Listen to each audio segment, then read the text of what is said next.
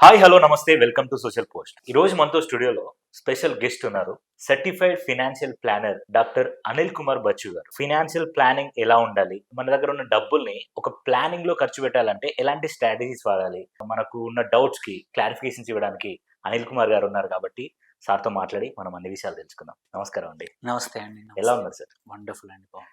ఇప్పుడు ఒక financial స్ట్రాటజీని start చేసేటప్పుడు మన దగ్గర డబ్బులు ఉన్నాయి, ఫినాన్షియల్ ప్లాన్స్ ఉన్నాయి. ఎలాంటి స్ట్రాటజీతో స్టార్ట్ చేస్తే ముందుకెళ్ళిపోవచ్చు? చాలా ఆస్పెక్ట్స్ ఉన్నాయి పర్సనల్ Okay. ఫైనాన్స్లో Okay. ఇన్వెస్ట్ చేయడానికి. కానీ one of the most important thing ఏంటంటే కాంప్రిహెన్సివ్ ప్లాన్ కావాలంటే నీకు ఫోకస్ ఉండాలి. Yeah. ఫోకస్డ్ అన్నిటికన్నా ఇంపార్టెంట్ కన్సిస్టెన్సీ ఉండాలి సేవింగ్కి.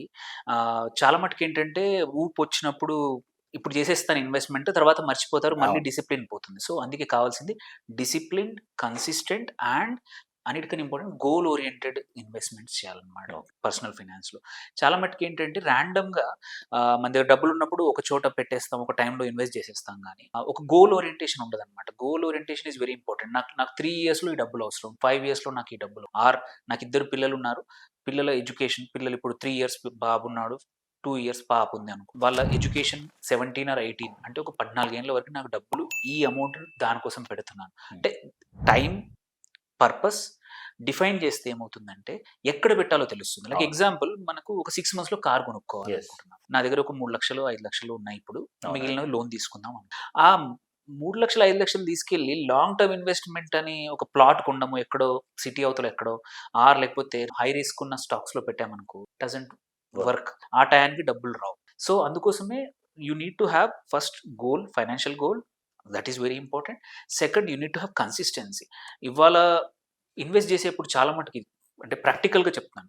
ప్రాక్టికల్గా ఏంటంటే ఇప్పుడు నా 10 సంవత్సరాల ప్రాక్టీస్లో హండ్రెడ్స్ ఆఫ్ క్లయింట్స్ని చూసినప్పుడు ఇన్వెస్ట్ చేసేప్పుడు ఎస్ నాకు 6 ఇయర్స్ 10 ఇయర్స్కి 15 ఇయర్స్ వరకు ఇది నా డబ్బులు ఇన్వెస్ట్మెంట్ లాంగ్ టర్మ్, అంటే ఇవాళ కోసం కాదు, చాలా లాంగ్ అని అంటాం. అవును. బట్ ఏమవుద్దంటే మధ్యలో మన ప్రయారిటీస్ మారిపోద్ది, ఎందుకంటే కన్సిస్టెన్సీ ఉండదు. And also let's say every month ఒక 10,000 నేను పక్కన పెడతాను, సేవ్ చేస్తాను అనుకున్నాం అనుకో, stick to that. Okay. Okay. So అదొకటి. థర్డ్ ఇంపార్టెంట్ ఏంటంటే మన ఇన్ఫ్లేషన్ ఎట్లా పెరుగుతుందో మన ఇన్వెస్ట్మెంట్ కూడా పెరుగుతా ఉండాలి. అవును. లెట్స్ సే నీ సాలరీ ₹1,00,000 ఉన్నప్పుడు నువ్వు అంతే సేవ్ చేస్తూ, 1,50,000 ఉన్నప్పుడు అంతే సేవ్ చేస్తూ, 2,00,000 కూడా అంతే సేవ్ చేసావు same amount, it doesn't work out. Yes. దానికన్నా పర్సెంటేజ్ వైస్ నీ సాలరీ 10% పెరిగింది, నువ్వు కూడా 10% సేవింగ్స్ పెంచు. ఓకే. సో దట్ వే ఏమవుద్దంటే నీ కార్పస్ కూడా ఇన్ఫ్లేషన్‌కి అడ్జస్ట్ అవుతుంది. అవును. అవును. మనం ఎంత మంచి రిటర్న్స్ వచ్చే ఫండ్స్‌లో పెట్టినా కానీ, లెట్స్ సే నువ్వు 25, 26 ఉన్నప్పుడు, ఒక 60,000 జీతం ఉన్నప్పుడు నెలకు 10,000 పక్కన పెడుతున్నావు.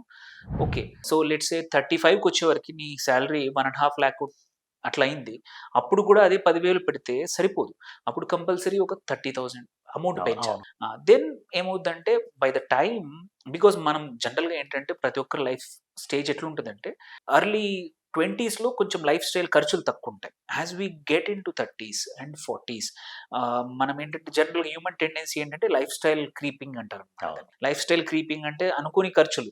ఇంతకుముందు లాస్ట్ ఫ్యూ ఇయర్స్ బ్యాక్ మనకి నెట్‌ఫ్లిక్స్ ఖర్చు లేదు, వేరే ఖర్చులు లేవు. సో ఇప్పుడు అడిషనల్‌గా పెరిగిపోయినాయి. సో థింగ్స్ విచ్ ఇంతకుముందు మనం చేయలేని పనులు కూడా ఇప్పుడు చేస్తా ఉంటాము. 30స్‌లో 40స్‌లో పిల్లలు అన్ని బాధ్యతలు పెరుగుతాయి కాబట్టి. సో సేవింగ్స్ రేటు పెంచాలి, సేవింగ్స్ అమౌంట్ పెంచాలి.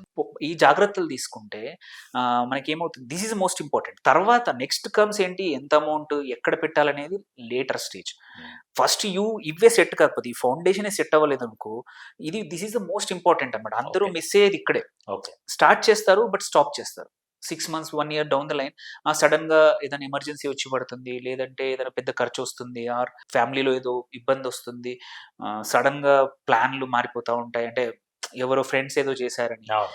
సో ఎక్కడ ఇన్‌ఫ్లూయెన్స్ అవ్వకుండా నువ్వు అనుకున్న ప్లాన్‌ని స్టిక్ చేస్తే there is a high chance. Usually ఏంటంటే ప్రాబబిలిటీ తీసుకుంటే 70-80% మనం అనుకున్న గోల్ అచీవ్ అవుతాము ఇఫ్ యూ ఆర్ కన్సిస్టెంట్.